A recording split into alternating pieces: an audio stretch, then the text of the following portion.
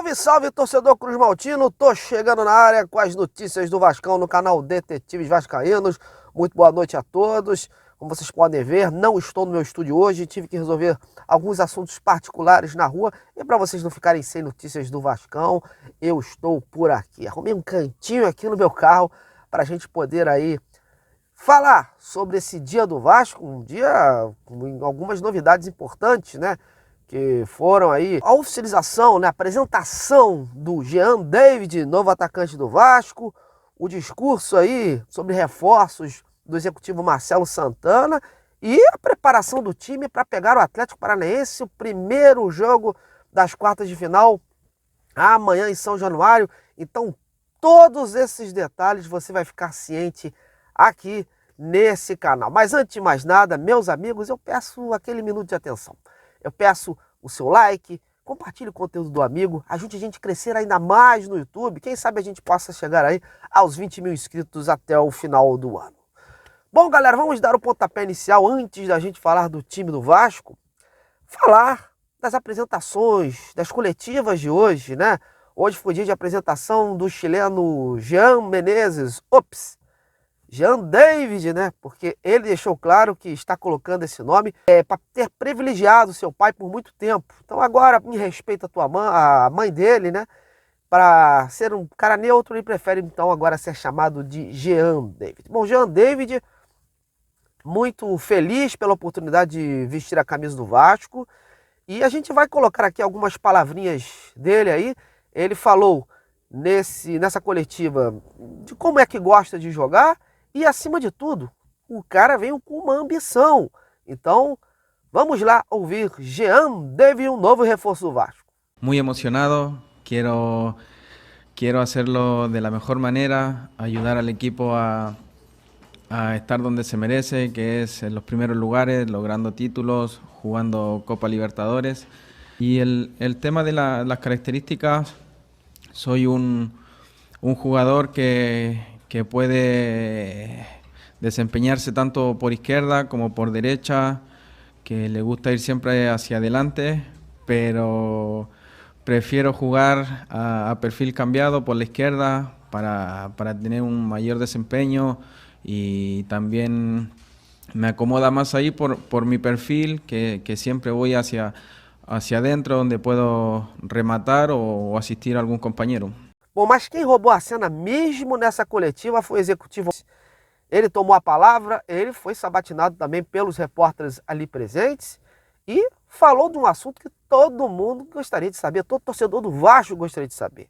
Reforços. Marcelo, cadê os reforços, meu amigo?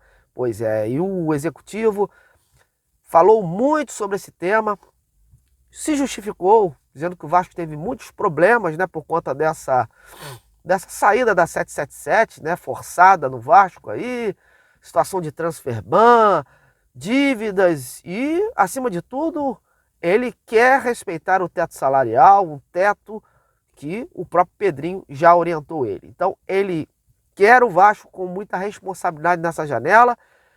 Falou aí, deixou no ar que entre 1 a 2 peças podem chegar, mas não deu total garantia não.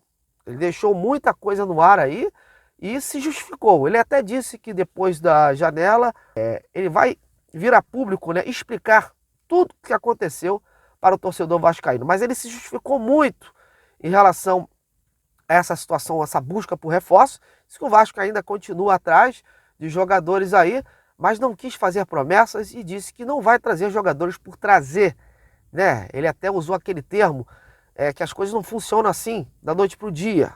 Então, o Marcelo botou os pés no chão e optou aí por se justificar muito em relação ao reforço. Mas ele falou sobre reforço. Então vamos ouvir aí as principais declarações do Marcelo Santana sobre busca por reforços no Vasco. Eu sempre entendo a expectativa dos torcedores por contratação. O torcedor, ele sempre quer o melhor para o clube dele. Então, quando ele avalia que tem alguma deficiência, ele quer que isso seja corrigido de maneira imediata. Isso é legítimo. Esse sentimento é de quem se preocupa com o clube, quem quer o melhor com o clube.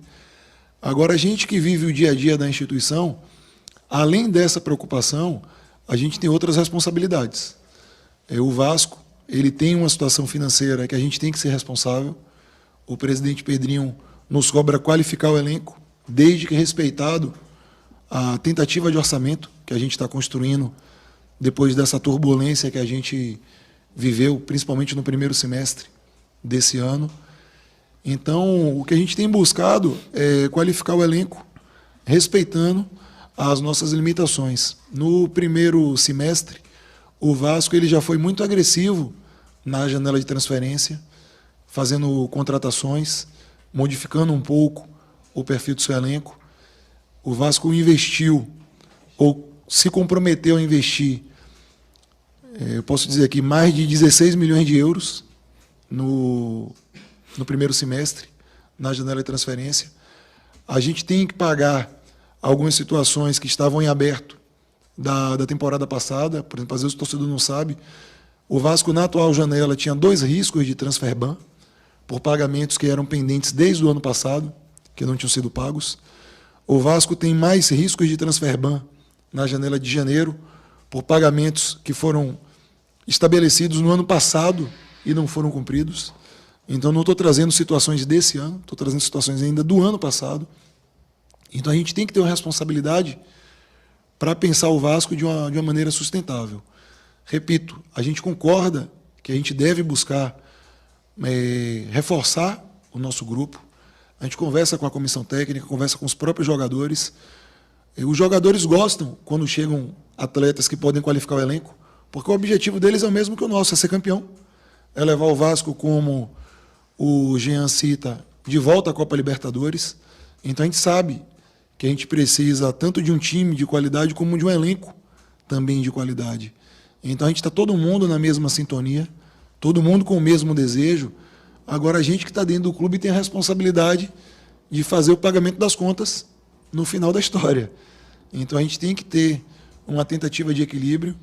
A gente sabe que isso é natural, os outros clubes também têm cada um as suas dificuldades. Entendo que a demanda mais sensível é a contratação de atleta para o elenco profissional, que é o pilar do Clube de Regatas Vasco da Gama. É onde o torcedor naturalmente deposita maior expectativa. Mas a gente tem que conseguir fazer um trabalho de modo estruturado. Pois é, agora a gente vai deixar de lado essa questão e vamos focar em Vasco e Atlético Paranaense, jogão de bola amanhã em São Januário, casa cheia, casa lotada.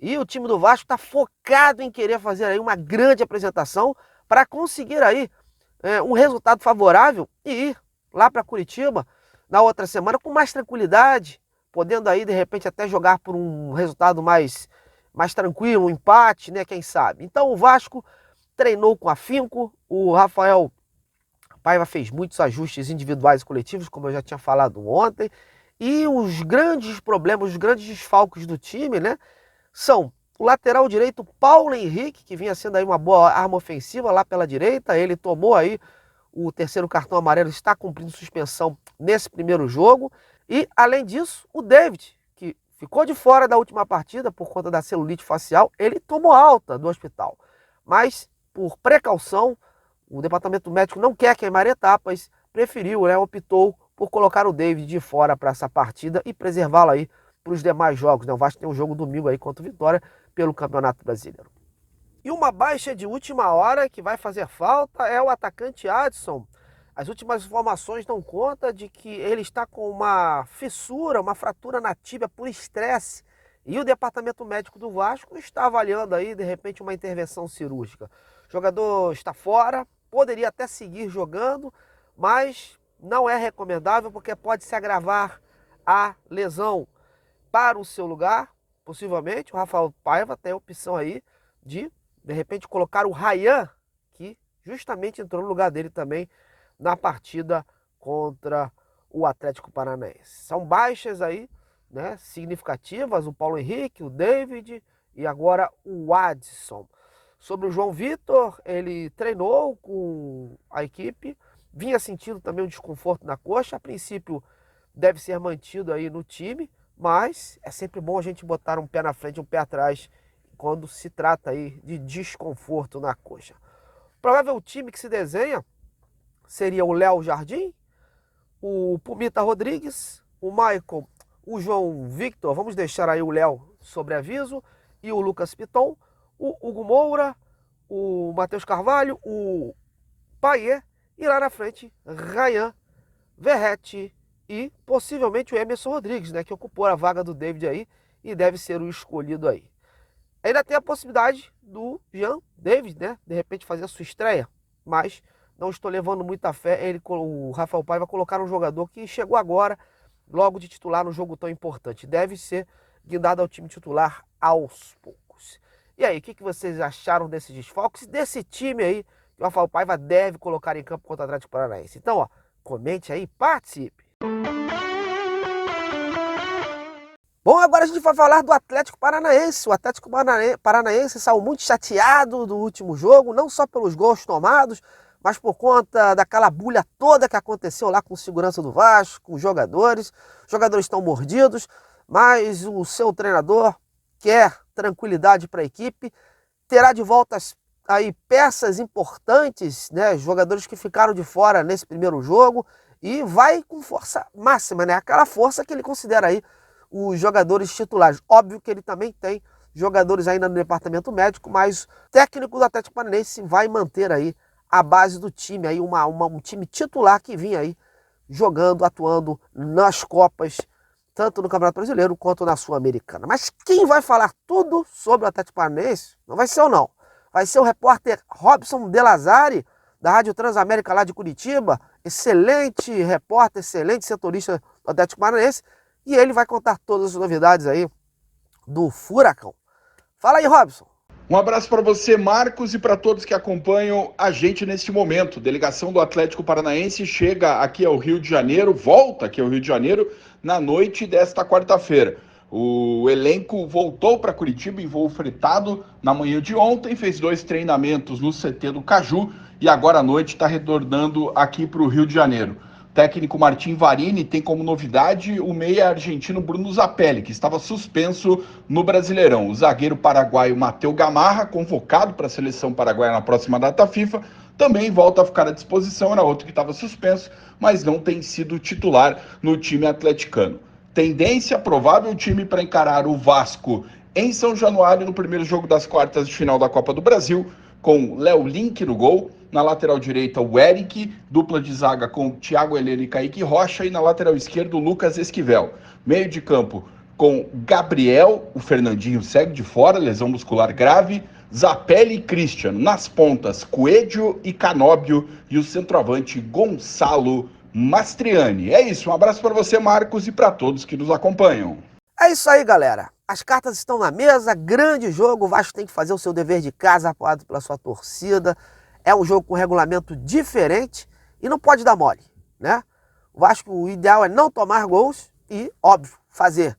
O Vasco conseguir fazer uma boa diferença para ir lá para fora com mais tranquilidade, porque lá é carne de pescoço, é um campo muito difícil, né? Gramado sintético. Então, o Vasco tem que fazer prevalecer o seu fator casa e fazer o resultado aqui no Rio de Janeiro. Deus abençoe Vasco, Deus abençoe a você que me acompanhou. Muito obrigado e amanhã a gente está de volta para analisar o resultado dessa partida. Até lá!